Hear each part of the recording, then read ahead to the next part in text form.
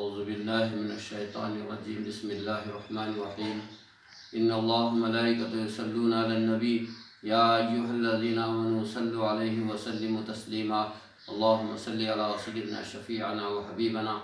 وطبیبنا وکریمنا ومولانا محمد وعلی آل سیدنا مولانا محمد وبارک وسلم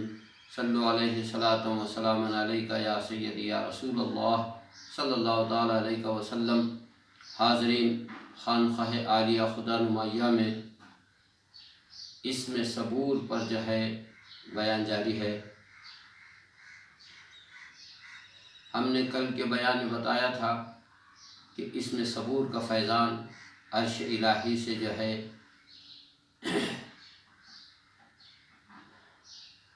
نازل ہوتا ہے، اور یہ حرف صاد اس اسم صبور کے فیضان کو لے کر نچلی تمام کائنات پر جو ہے تقسیم کرتے ہیں۔ تو سب سے پہلا جو اسم صبور کا فیضان ہوتا ہے وہ سب سے پہلی جو تخلیق انبیاء ہے، اس میں جناب محمد رسول اللہ صلی اللہ تعالیٰ علیہ وسلم کی ذات بابرکت ہے۔ تو سب سے پہلے اسم صبور کا جو فیضان ہوتا ہے وہ جناب محمد رسول اللہ صلی اللہ علیہ وسلم پر ہوتا ہے۔ اور رسول پاک صلی اللہ تعالیٰ علیہ وسلم کی زندگی میں دیکھو تو آپ نے اس اسم صبور کے فیضان سے جو ہے کس طرح سے صبر کیا، اور پوری دنیا کو جو ہے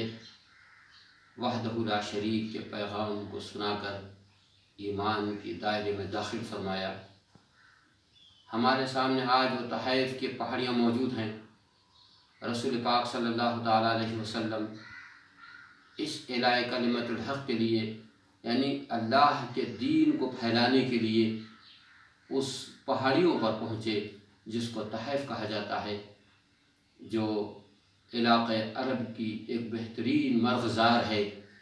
جو ایک بہترین جو ہے ہوادار اور سرسبز و شاداب زمین ہے۔ وہاں پر پہنچے کہ وہاں پر اللہ کے بندوں کو اللہ کا جو ہے پیغام پہنچایا جائے۔ رسول پاک صلی اللہ علیہ وسلم نے طائف کے لوگوں کو جمع کیا، اور جمع کرنے کے بعد میں ایک وحدہ لا شریک کا پیغام سنایا کہ اے لوگو سنو، میں اللہ کا رسول ہوں، اور تم کو جو ہے اللہ کا پیغام سنانے کے لیے آیا ہوں۔ تم ان معبودان باطل کی پوجا کو چھوڑ دو اور ایک وحدہ لا شریک کی عبادت کرو۔ رسول پاک صلی اللہ علیہ وسلم نے جب یہ پیغام طائف والوں کو دیا تو طائف والوں نے رسول اللہ صلی اللہ علیہ وسلم کے اس پیغام کو قبول کرنے کے بجائے آپ پر پتھر برسائے۔ عزیز اور دوستو، یہ دیکھنے کا منظر ہے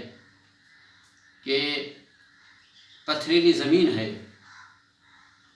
اور ان کے دل بھی پتھر کے ہیں، اور ان کے ہاتھ میں بھی پتھر ہیں، اور پتھر برسا رہے ہیں۔ رسول پاک صلی اللہ علیہ وسلم پر اتنے پتھر برسائے کہ آپ کے جو ہے جسم سے خون بہنا شروع ہو گیا،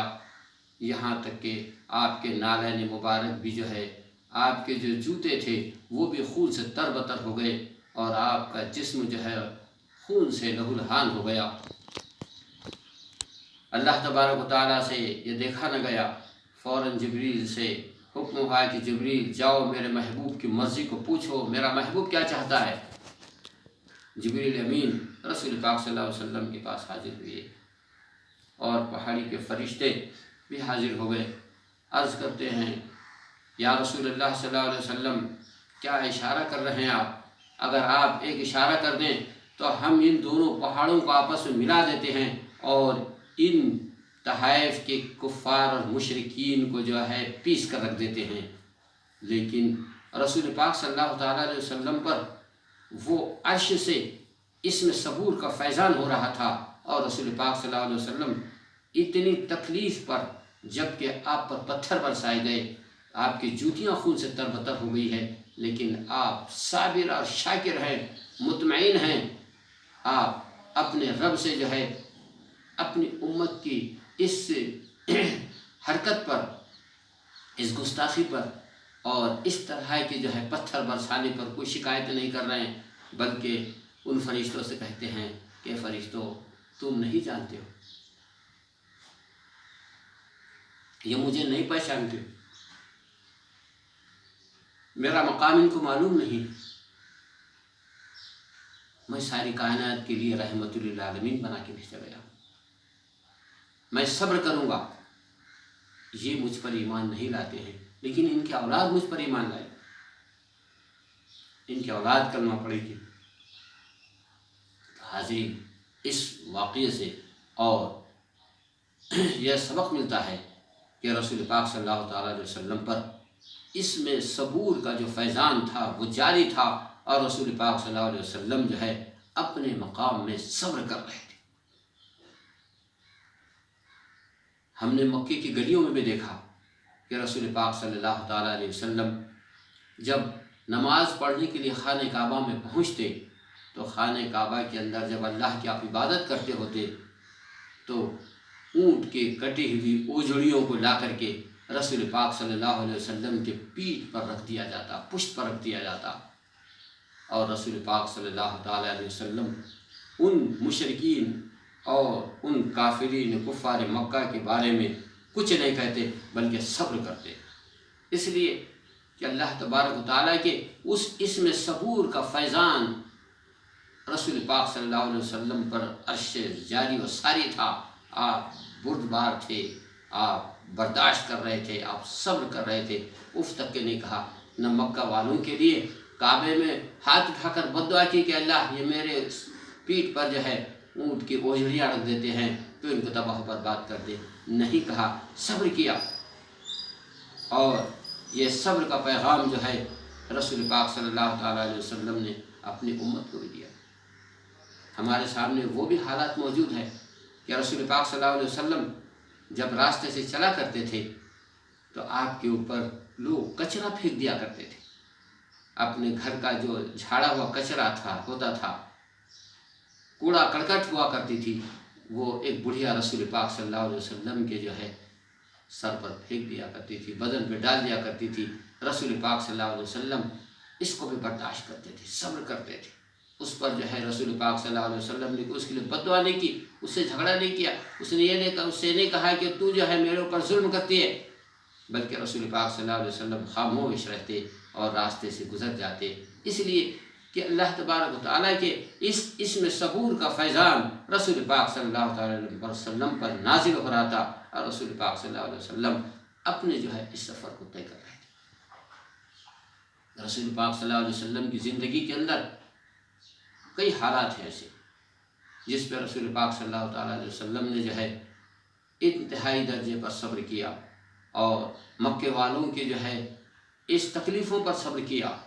مکے والوں کے ستانے پر، مکے والوں کے جو ہے یعنی رسول پاک صلی اللہ علیہ وسلم کو مارنے پر،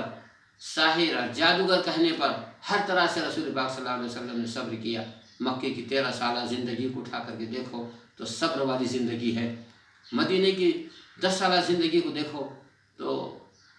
آپ کی صبر والی زندگی ہے، اور آپ کے جب بھی ہاتھ اٹھتے اللہ کی بارگاہ میں تو دعا کے لیے اٹھتے،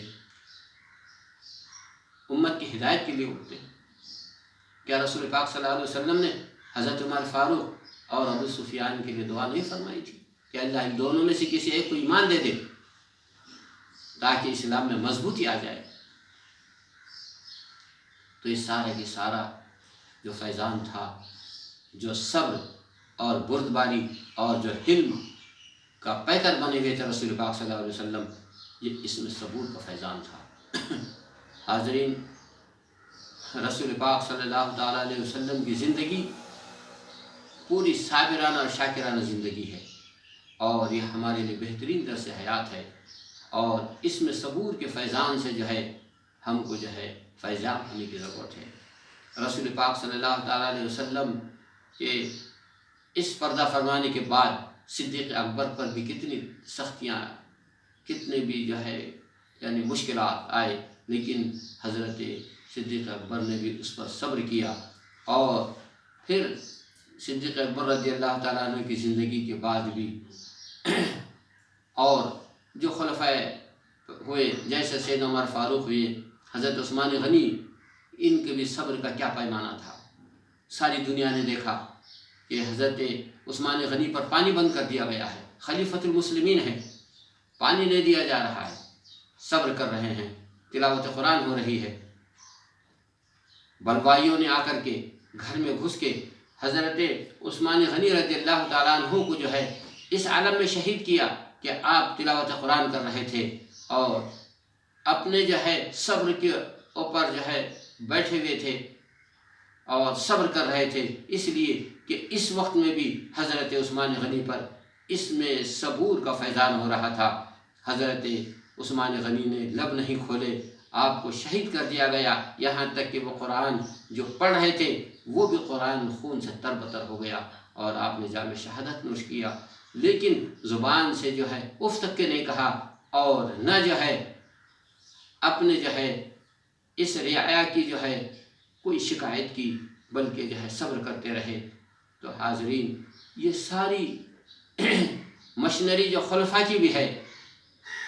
اس میں بھی آپ نظر اٹھا کر کے دیکھیں گے تو آپ کو اس میں صبور ہی کا فیضان نظر آئے گا انشاءاللہ۔ اب اس سے اگلی گفتگو ہم کل کریں گے۔ وآخر دعوانا ان الحمدللہ رب العالمین، استغفر اللہ ربی من کل ذنب واتوب الیہ، لا الہ الا اللہ وحدہ لا شریک لہ، لہ الملک ولہ الحمد، یحیی ویمیت بیدک الخیر وہو علی کل شیء قدیر۔